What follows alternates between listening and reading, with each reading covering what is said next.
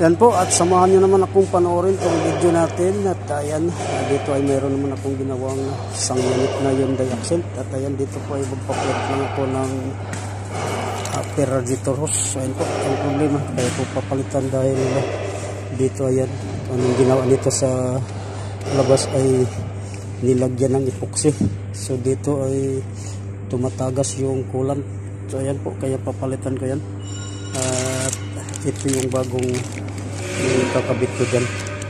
So ayan po, at mamaya after natin mapalitan to ay kailangan pa rin natin i-double check kung hindi na ba tataas yung kanyang temperature. So ayan po, dati kasi nung nakita natin to ay tumataas yung kanyang temperature at wala naman akong duda sa cooling fan dahil